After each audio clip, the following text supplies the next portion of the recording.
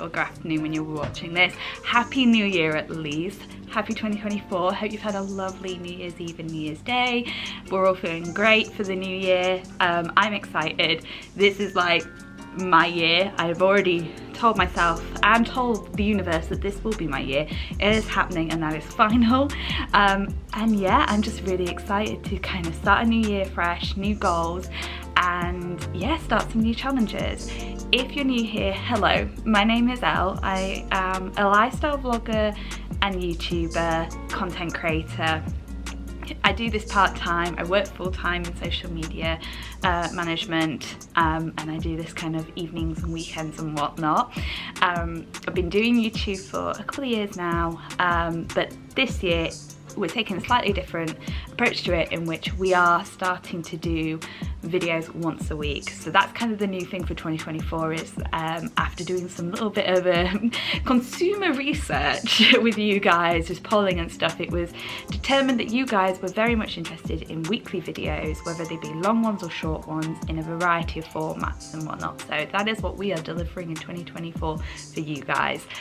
So tune in every Tuesday for a video. It could be 15 minutes, could be 50 minutes. We don't know what's coming, and that's the fun of it. Today though, we are talking about my 2024 goals, kind of the things I want to achieve for the new year, and also just some general stuff. So I'm breaking this down into 3 parts for you guys. So we're going to start with the goals. So these are the goals that I've set myself, both for work as in content creation work and also life goals. Then we are going to go through some organization products, which will all be linked down below, which are going to hopefully help me achieve these things and whatnot, and just help organize my life. Things that I have repeatedly bought every single year for the new year and absolutely love and would highly recommend to you guys, as well as some new stuff for actual work that I think you guys will really like and would highly recommend investing in for the new year. And then we're going to go into a bit of a time-lapse montage of making a vision board, mood board, whatever you want to call it. We are going to set ourselves up visually. I'm a very visual person. I just love the ritual of putting on a good film. It's probably going to be It's Complicated again. Not that I didn't watch it yesterday, but it's one of my favorite films. But we are just going to display all the magazines out which I've had saved down here for the whole year. We're going to pull out inspiration that just kind of speaks to us and stuff like that, get it down, and I'm going to get this board somewhere where I can see it on a daily, weekly basis. It's probably going to be the home office, and just remind me of what the things that I am aiming for. And this isn't just like what I'm aiming for this year, this is kind of like the 5-year plan. This is what I want my life to be, and 2024 is just going to be that year to help me towards that goal and whatnot.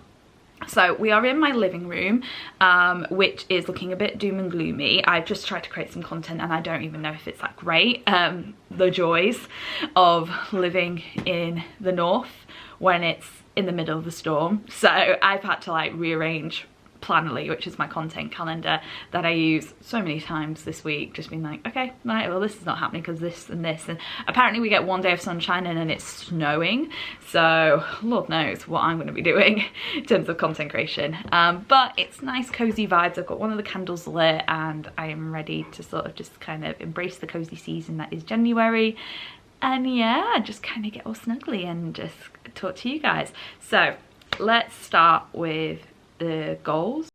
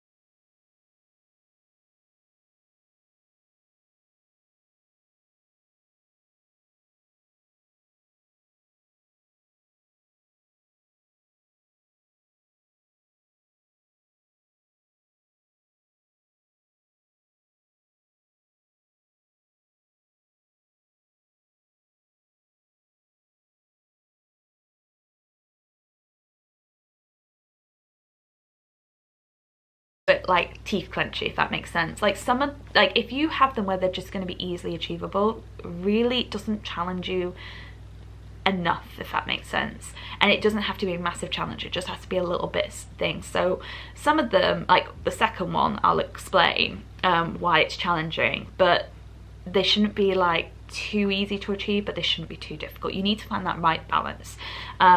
And as I said, they don't have to be life-altering or anything like that. They can just be for fun.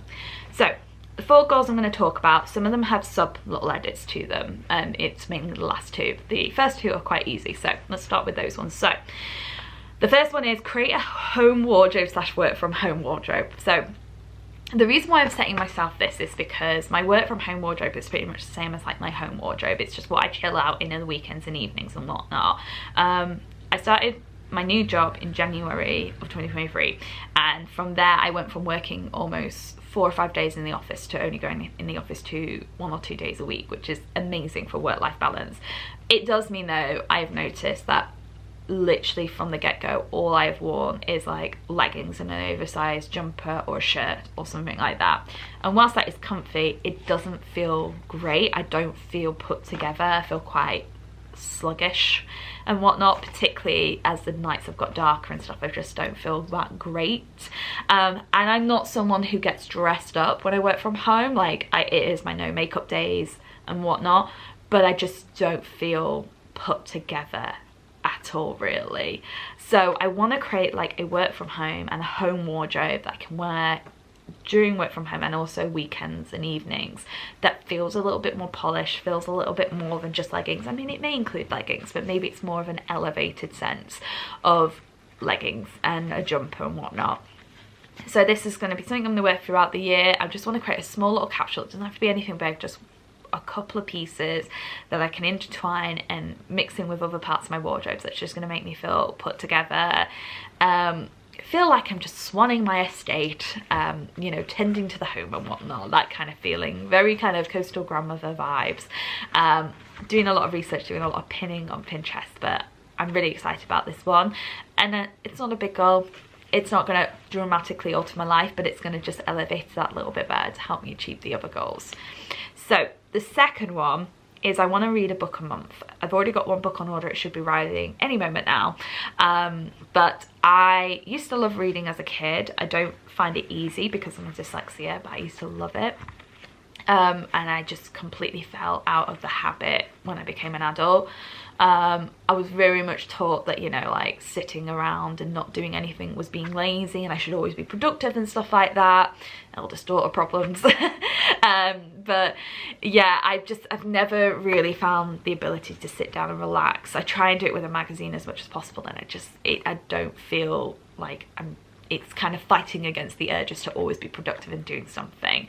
So I really want to get back into the habit. I bought a book by an author called Elin Hildebrand. I'm sure many people have heard of her, but I bought it for my birthday when I went and took myself on a little spa day, and I spent the whole day just kind of reading, relaxing and unwinding, and it felt amazing.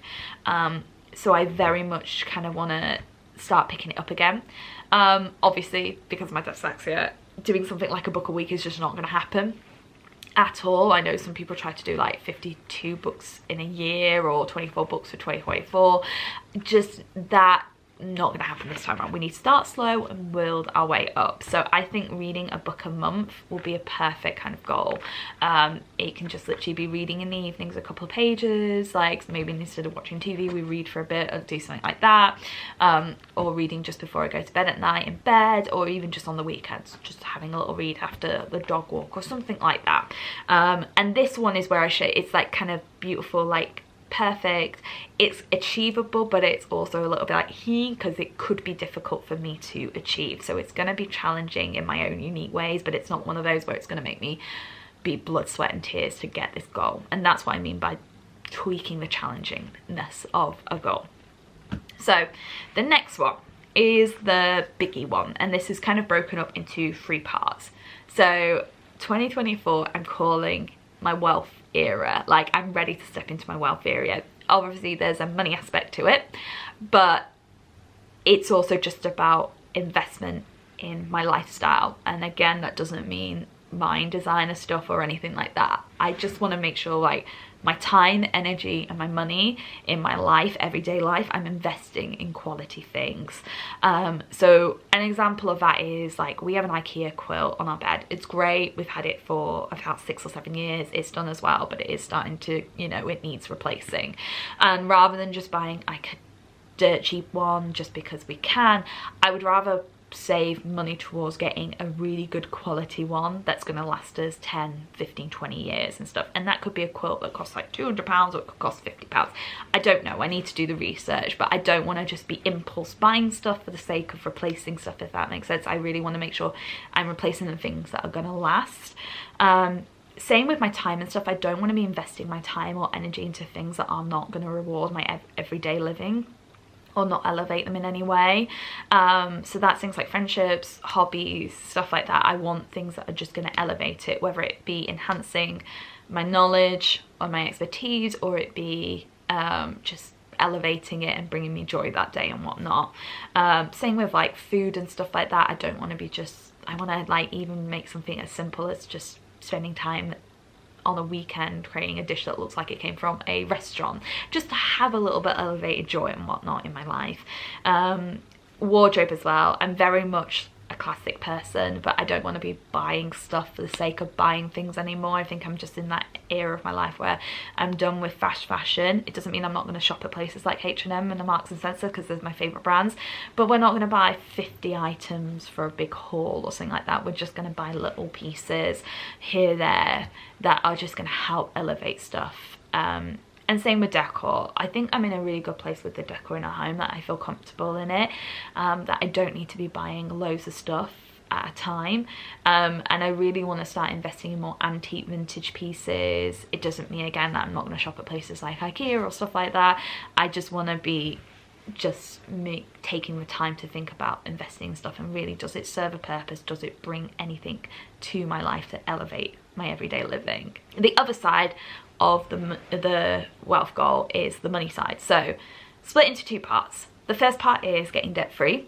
So my husband and I have a final little bit of credit card debt that we need to just kind of plow out. We've been doing a slow plow at it for 2023. And that really was just because we were in like our healing year after the 2022 that we had. We just needed to heal. But now we're like ready to buy a house. We're ready to do all these things and build up that kind of net worth and stuff like that. And especially with buying a house and everything, and plus just building up savings and stuff, getting rid of the credit card debt is going to be perfect and stuff. So combined, we have just under about 5 grand, if that, on credit cards, which may be a lot to some people, feels a lot to me, but it doesn't feel massive when I listen to people who have like 10, 15 grand in debt and stuff like that. And I have worked out on my spreadsheet, my financial budgeting spreadsheet that I do on my laptop, that we can pretty much pay off all debts by October, November time. So that is the goal, is to get them kind of done and dusted by that month or so. If we can do it sooner, that would be amazing. That'd be a little, again, a kind of a challenge, but it'd be a great challenge to do. So that we want to swipe clean and get sorted and whatnot. The other side of the goal is building up my net worth, as I kind of just briefly spoke about. So I really want to be someone that feels financially comfortable. I want to feel financially steady, and I really want to have like kind of that net worth feeling. So I want to be able to sort of say, I have X amount in net worth. And that doesn't mean money and savings. It does include money and savings, but it also includes investments, pension. When we buy a house, the net value we hold in that house, as in the bit that belongs to us and not being paid off by a mortgage and stuff. The goal I want to achieve is 100k as a net worth, which feels like a big amount of money, which is not something I've made up on the spot. Very much been inspired by financial expert Tori Dunlap, who did that by the age of 25. I think I can achieve it in 2 to 3 years. And that is just looking at compound interest and whatnot, as well as money that I put away physically. The goal for 2024 is to have 50k as a net worth, which should be achievable. So let me just grab my laptop out and get some of the figures up for you so I can kind of go into a little bit of detail. Feeling very vulnerable, I'm about to talk money with you guys, but if this helps inspire you guys, then I'm happy to do it. So let's grab the laptop and go into a bit more detail with this. Okay, we have got the spreadsheet up. We've got the beautiful, you probably saw nothing there, graphs and everything like that. So this is my budgeting spreadsheet for 2024. So I've done this for 2-3 years now, and I absolutely love it. Very much my dad's daughter, in which I love a spreadsheet. I love organisation like this, particularly when it comes to personal finance and whatnot. So I'm aiming for the expenses, savings, spending split. So we're looking at about 50 to 70% of expenses. That's the money that my husband and I bring in the house. 50 to 70% of it going towards expenses, and that is bills, rent, utilities, groceries, dash, that kind of thing. And then I want to do between 30 to 40, again this kind of depends on where we are, into savings, and that's going to go across a variety of accounts and stuff, and then about 20 to 30% in spending and my enjoyment and stuff like that. So let me pull up the goals bit. So we have got the savings tracker and the investment tracker and stuff. So as I mentioned, I want to achieve a 50k net worth by the end of 2024. And this is going to be made up of a variety of stuff. So this is going to include short-term savings, long-term savings,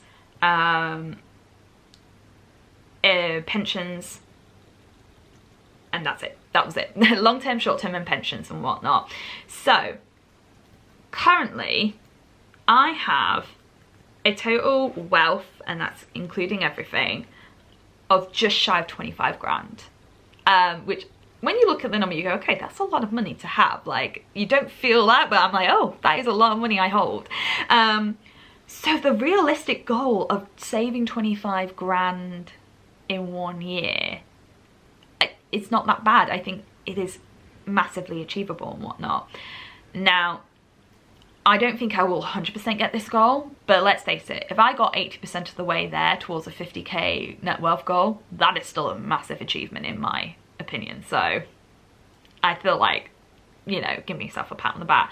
Also, that's not me saving that amount. We've obviously got to consider interest rates, compound interest and whatnot. So that's why I'm including like a variety of them and whatnot. So obviously we've got the pension saving side of stuff. So I have my personal pension, which is a roundup of all the accounts from previous jobs that I hold on Moneybox. I will link down below, by the way, to Moneybox. Not sponsored whatsoever, but I absolutely love Moneybox. Some of the interest rates that they've got on things are incredible, so I highly recommend people using them at the moment.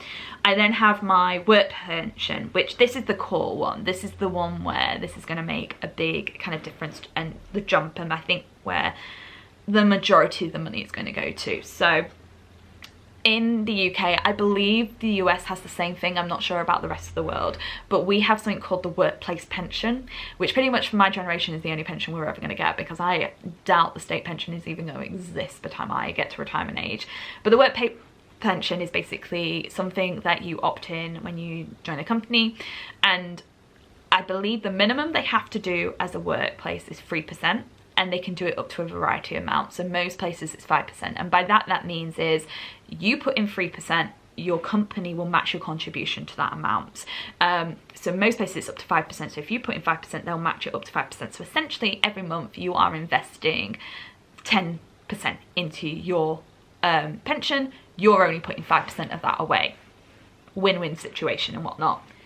My work's a little different, in which they double my percent. So I currently am maxed out at 5% on my pension for my work, and my work will put in 10.5%. So in total, I am saving 15.5% of my salary every year to my pension, which is tax-free, by the way, because it gets taken out before tax and it's a tax-free way of saving and whatnot. So that is why you should invest in your pension. I'm incredibly privileged that I'm in a company that does that for me. There are not many places that do. I also found out that I'm getting a pay rise. It was one of the last emails I got from work before I signed off for the holidays. So that's going to massively jump up once I kind of confirm what my new salary will be. So that's incredible. That I'm kind of already achieving a good proportion of that savings through my pension with work, compound interest, etc, etc. It's all going to go well. So that's where the most of the money is. I should also mention with work, and this is not me boasting in any way, well, it is me boasting anyway, but I do recognize the privileged position that I am in, that I can say these things. But for the first time ever, I'm getting a bonus through work. I've not had a bonus in my life. Everywhere I've gone, I mean, I've barely been able to get a pay rise at some of the places I work, so this is just an incredible privileged position I am with where I work, but I'm getting a bonus. I don't know how much the bonus is, and I did say to my other half, I said, if it's under a grand, I don't know if it will be that amount at all. Reach for the stars, dream big. But if it is over that amount, I think definitely I'm going to put the money into my stocks and shares ISA, which I'll talk about in a bit, and invest it. But if it's under, I think 500 or around the 500 under mark, I think I'm just gonna keep it for myself and treat myself and give myself a pat on the back for being a hard little worker and a hard little trooper and stuff. So that's kind of other money that will coming in. When it happens, if you want another financial kind of video, mini video, I say mini, I don't think this is going to be mini at all, but if you want another like financial chatty video, let me know in the comments below, and I will certainly schedule one in where we can do sort of like a little check-in on what situation. Moving on to where all the other stuff is going to go money wise. So obviously long-term savings I've got broken down as my first home deposit, which currently I hold a LISA, which is a lifetime ISA. Again, I'm speaking from UK finances, so this may be similar to something that you guys have in your country or not. But in the UK, we have things called ISAs, which is a tax-free savings account where we can put money in and don't incur tax on it. It is money that gets taken after you pay tax. So if, like, for example, if you get paid a wage, you'll pay your taxes, and then that money can go into a savings account and it's tax-free. I believe the current, and this is before the financial year in March, April time for 2024, is 20 grand. So you can have multiple ISAs, but you can only put in up to 20 grand across all ISAs. That's not per ISA, that's cross. So that's your personal allowance that you can put away. The lifetime ISA, which I believe is still available, and you should definitely get it if you're under the age of 40 and don't own a home, or if you're just under the age of 40, get it, because it's used for two things. It's used for buying a house, or you can use it towards your pension. You can put in a max of 4 grand, so it's not enough for just to solely rely on for a pension if you already own a home, but it's definitely some way of getting free money, and I'll explain it in a bit. But for buying a house, which is what we have, you put in up to 4 grand, and the government, or however you put in within the financial year of April to March, the government will give you a 25% bonus. So effectively, if you put in 4 grand, the government will give you a grand, which is what we managed to do the previous year. We haven't really contributed this year because of circumstances, but we're back at it this year. So we've got that, which is going to hold our deposit there. I also have my emergency fund. So this is something that I'm starting from scratch with a little bit. I feel embarrassed to say that I don't have an emergency fund, but you know what? Better late than never to start it.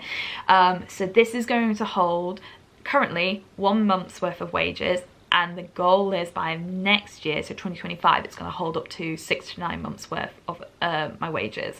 And the reason for that is money is power, in terms of if you have enough money that if something happened, like I suddenly lost my job, I don't have to worry about finding a job straight away. I've got a month to sort of play it out, if that makes sense. Imagine what you could do if you had 3 months, 6 months, 9 months worth of emergency fund that would support your living expenses and whatnot. So the aim, like I said, I'm going to start off with a month, build it up from there, just while I get other funds into place. And this isn't bougie lifestyle living. This is ramen noodle, beans on toast living. We are talking about if the crunch came to it, could you pay for all your bills, etc, etc, and live off a very beans on toast diet until you've kind of got your situation sorted. The other thing about an emergency fund that is really useful is, as I said, it comes with power. If you're in a toxic, really cruddy situation, you've got something to fall back on. You can bargain with your work. You can say, give me this pay rise or I walk away, and I can walk away because I can support myself for up to 6 months without having to worry about getting a new job. So really consider that. If you're thinking about your own money goals, consider getting something like that sorted for yourself. The other side of the long-term savings is, as I mentioned, I have a stocks and shares ISA. So this is another ISA account I have, but it works with the stock market. It's worth noting that your personal contribution, especially with the stocks and shares ISA, it is one of those where it will move with the stock market, but the money you make on the stock market, that thing, doesn't go to your personal contribution. So you can put up to 20 grand into it if you wanted to, and if you went up to 25 in interest or investments and stuff, you're not going to get penalized for going over that amount. Let's make that clear. As it mentions, it moves with the stock market, so it's kind of the key investment stuff that I'm doing currently at the moment. But we have it there. And then I have things like available cash, which is holding about £1,000 in my current account at all times, just so I don't feel like I'm living paycheck to paycheck. And then also I have the Chase Roundup account. So I have a Chase card as my personal card, and I would highly recommend it to everyone. Again, not sponsored, but love it. And Chase have this thing where they do a roundup box. So if you spend 50p, it'll round it up to the nearest pound, and it puts it into a roundup account that currently has 5% interest, which is huge in the UK. There's not many savings accounts that will give you that. So it's just an easy, quick and easy way of putting money away and also gaining interest on it. I think from the previous year I had about £170 that I rounded up from when I opened the account in March last year up until now, and I stuck that straight away into my stocks and shares ISA to again build up on interest and whatnot. And then short-term goals are things that I'm saving up for as what I'm calling my smug funds. Most people call them sinking funds, but I'm calling them my smug funds because I want to have that smug feeling that if I had to pay something for one of these goals, I already have the money, I don't have to worry about it. I'm having that smug feeling. So that's why I'm calling them, as a fun little thing just to kind of spur myself on to create these goals. So we have the Dash savings, which is stuff for Dash. So that is if he ends up in hospital, if we needed to buy something. It's mainly if he ends up going to an emergency vet appointment. So we've got that smug fund. We've got the car savings, which is going to hold anything I need for an MOT plus my insurance, so I don't feel like I'm scrounging for paying for my insurance when it's due in March, April time. One of them is a very short-lived one, but we have the TS era tour fund, which is the Taylor Swift era tours, if you're living under a rock. I'm going in June, so I just want to make sure I get the money put aside for the hotel, travel, him going to his dog walker, dog sitter for the weekend, and just general enjoyment, fun, friendship bracelet making stuff, etc, etc. And then two other smug funds that I've got are Celebration Fund, and that is for people's presents, gifts, Christmas, birthdays. Generally, if I just want to buy somebody a moving in gift, will soon gift, something like that. I just want a nice little pot that always houses money in there so that I can just celebrate people in my life. And then the other one, which we're not really aiming to put money to this year, just because Taylor Swift data is out of house and home, or rather me with Taylor Swift, but also just because we've got this really good strong restrictiveness on buying a house, is the holiday savings one. So again, I just want money there so that when we come to plan holidays, we have the money ready and raring to go. We can start booking and stuff. So that's really the wealth goals and stuff like that. That was a very long chapter, but I hope if you guys are into personal finance, which apparently you guys are. Ooh, there we go, guys. Sorry about that. I bet that was driving you crazy, that unfocusedness. But most of you guys have talked about wanting to hear more about personal finance from me, both on Instagram and here. So hopefully we didn't lose too many of you. I've got some books I'm going to recommend and link down below as things that I think people would really, really find interesting. The first one is this one by Tori Dunlap. This is Financial Feminist, the Overcome the Patriarchy's BS and to Master Your Money and Build a Life You Love. I have this book, but I was struggling to even read it. I have literally not read this book. I ended up buying the book on audio and have been listening to pretty much a chapter every time I go in the office or on a long drive. It's changed my life, really. And there's another book that I've ordered that is coming, which is Vivian Chu, oh god, I don't know her surname, but I'm so sorry, Vivian Tu, I believe. She's got one that's Rich AF, and that's all about kind of wealth building guide. That's pre-ordered and is coming today as I'm recording this, but I'm also thinking about buying it on audiobook to listen into in the car, because I both enjoy Tori's and hers podcast to listen to. And then the other one, which is one that I'm going to peruse but not really use as a guide for anything at the moment, but I just want to increase my knowledge on it, is Girls Just Want to Have Funds, and it's just all about a feminist guide to investing. So these are kind of the books that I'm kind of using for my 2024 wealth goal to sort of build the wealthy era that I'm about to enter. I'm just going to pause you for 5 minutes and have a coffee, and then we'll carry on with the final goal and then the work goals.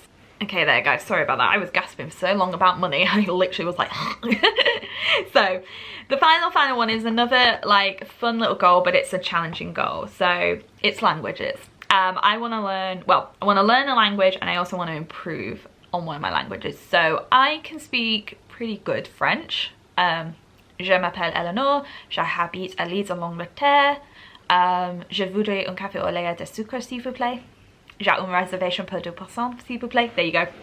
I can get myself around. Like, it's also really funny with the way where my brain works. Somebody can be speaking like French to me and I understand what they're saying, but I wouldn't be able to necessarily relay back to them in French, if that makes sense. But I studied French for GCSEs, and I pretty much went to France every year growing up on holiday and stuff. So it's a language that I'm really familiar with, but I do want to be able to come more conversational with it. I want to be a bit more kind of like, not native, that would be amazing if I could, but like kind of go to that level. So I do want to improve my French. I follow some French like TikTokers that speak French, and it's really nice to do 2 or 3 minutes of their videos to kind of improve every day. I also like Duolingo for the little bird. He's really good for like learning languages, and I think there's other ones, Babbel I think it is. So I'm gonna have a look into like one of those like kind of free apps that will help me improve my French, like 5 minutes a day if that, just to help kind of improve like my learning and stuff. The other one that I want to do, which is learning a new language, is I want to learn British Sign Language, BSL. So this is one I've had for a bit of a while. I find it crazy as well that as a language spoken in the UK, it was only officially recognised as a language in 2022. That seems crazy to me as a language spoken by many people here in the UK, that it was only just recognised as an official language. They also made the announcement in 2023 that they're going to be doing BSL GCSEs, which I think is an incredible one.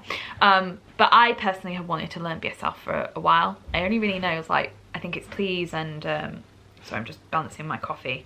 I learned turtle, and that's really it, but I want to learn more. So, and that one I think I might do like kind of after work classes or weekend classes or something like that, just invest a bit of time into learning BSL so I can be there to help at work or just have knowledge and be able to actually communicate with people where English is not their first language.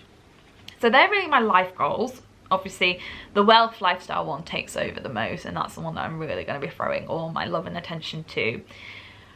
Work goals, so content creator goals. So these are 4 goals again that I want to achieve in 2024 in content creation.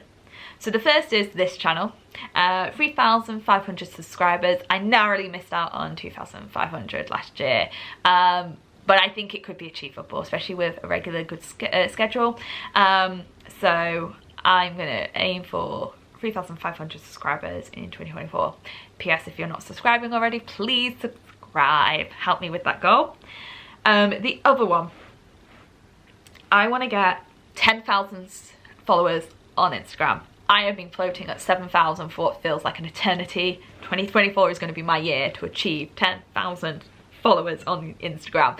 It is going to happen. I don't even care if I just stay at 10,000 for the rest of my life. I just want to hit the 10. I've been aiming for it for like what feels like 5 years, thanks Alexa.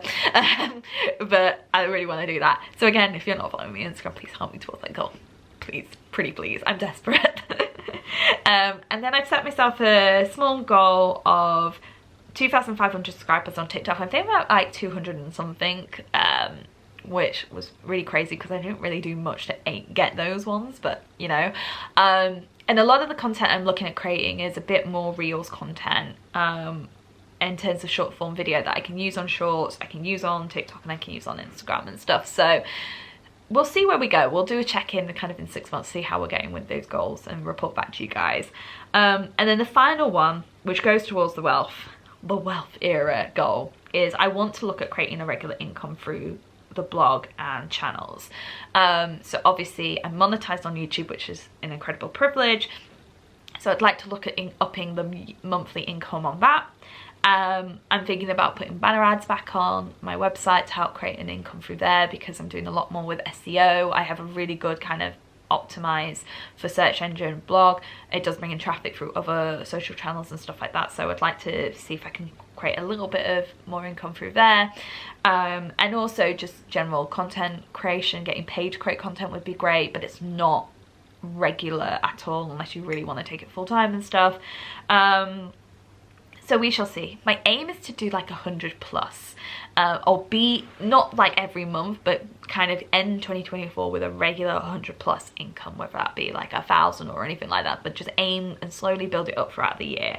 If you guys have any ideas of how I could do that, or anything that you would say, hey, I'm a follower of you, I love the content you do, and I would pay this for this if you would do it, please let me know in the comments below, because it would very much help me towards kind of achieving that goal.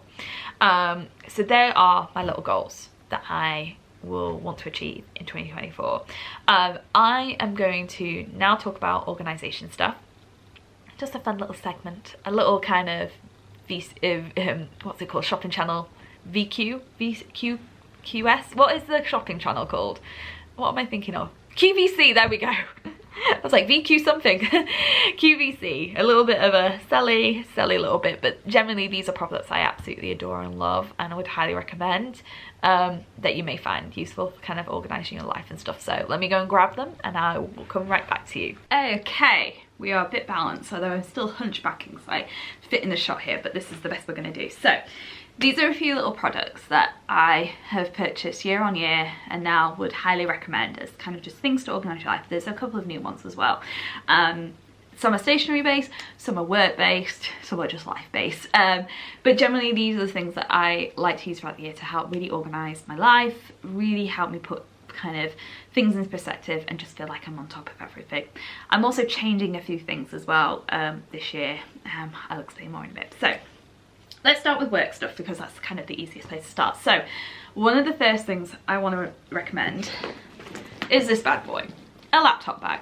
You may be thinking, why? What does this have to do with organisation?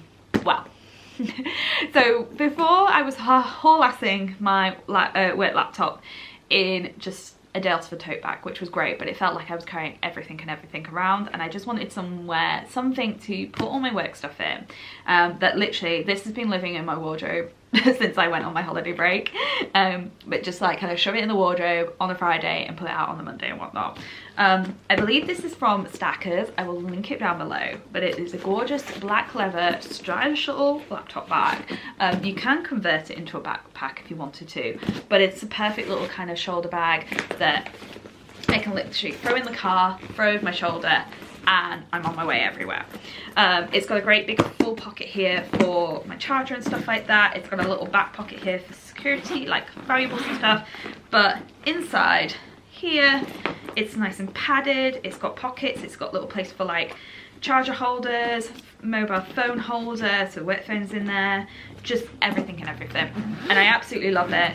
I think it was about £50 or £60 or something like that. It's some of the best money I've ever spent because it looks stylish, it holds everything, and I'm just so happy with it.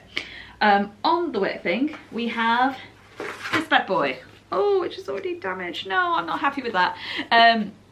It is this. This is the Collins Essential Diary. A5 page a day diary. I am really struggling to find a diary that works for me in terms of I need something that is like a page a day, where I could write a little appointments on if I wanted to, but also just have somewhere to scribble notes and tasks and things to do throughout the day. I don't need like a little task box because generally my tasks are longer than those boxes. I also don't need a habit tracker or this, that and the other that some of these planners come with. So as much as I've tried to find it, I found that the page a day Collins diary works best for me. I went for a burgundy this year. Normally I go for a black one, but I thought let's add a bit of colour. Let's add a bit of, you know, variety to it. It is literally just a page a day, blank page. You write everything you need on there and stuff, and I find it the best way to organise my life and whatnot. It also has at the front, just a sneak peek into my life, the year throughout, and I use this to track my annual leave. So the pink is the bank holidays, the yellow is what I'm taking holiday wise. Obviously not got much in booked yet. And then also there's a little, if you want to plan out 2025, it's there ready for you to plan out that leave if you wanted to. So this is just literally everything that I will use to organise my life with. Now, normally I buy myself a organiser for life, but I am not this year, because I have found that for me personally, I don't write into it. I write in this like every single day, Monday to Friday, whatnot, but I find that I get to like the end of the week and I've not updated that diary in months, my personal one. So for me, I'm sticking with the good old phone, and I am literally just using the iCalendar, which I've linked to with my other half, so when he updates his, I can see in terms of things he wants me to see. But it's just great because sometimes I'll be like, are you coming home? And he'll be like, I thought I told you about this event. I'm like, no, you did not. So linking iCal together is really good because it means I know where he is, he knows where I am, makes life easier. I just put everything into the calendar in there. And then what I have got for kind of general organisation of life is this bad boy. So it says the Griffin family, because we are the Griffin family here. This is the 2024 calendar. This is from Papier. It's the same calendar that I got last year. It's A3, humongous beauty. I'm using this to basically organise my life. So usually what I put on here is things like when the MOT is due, insurance is due, and birthdays. That's really generally what I'm using it for, but I'm going to start using it more now to write down appointments, holidays, things like that on there. So this hangs in our kitchen near our fridge. We look at it every day, so it's a great place to just put everything, have a family planner and know what we're doing with stuff. In terms of stationery as well, this is just really, really boring, but I do want to recommend these highlighters, in which 4 of them are missing. I think I know where they are, but can't be asked to go and look for them.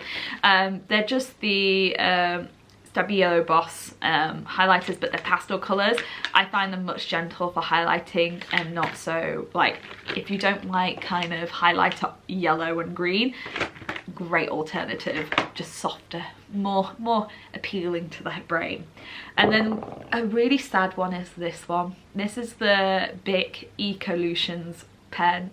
I picked this up at a mentoring event, so I'm doing mentoring through work for Girls in STEM project, and I got given a pen as part of it, and it's the best pen. I absolutely love it. It's just a great pen. I'm left-handed. It's so soft when you're holding, and left-handers know what it's like to hold pens sometimes, but it's a great little pen and I highly recommend it, and I'll link it down below. And then the final thing really I've got organisation wise is this bad boy. So this is a meal planner from Papier. It is a thick one, but it's brilliant. I love a meal planner to know what's happening. But this one is really just really good because you have the shopping list here, which sometimes we go double-sided when it's a big shop, but you've got here sort of breakfasts, lunch, dinner, and we write pretty much always in the dinner one. That's where we write stuff, but sometimes we'll do the kind of lunch and breakfast one. But genuinely once a week we organise what we're having for dinner for the next week. This gets stuck on the fridge, this gets taken with us to the supermarket, and it's job a good one. I think this is actually also more than 52 pages. This is quite a chunky little thing, so it will go into next year if we don't mess up one of the pages and I feel like we have to start again.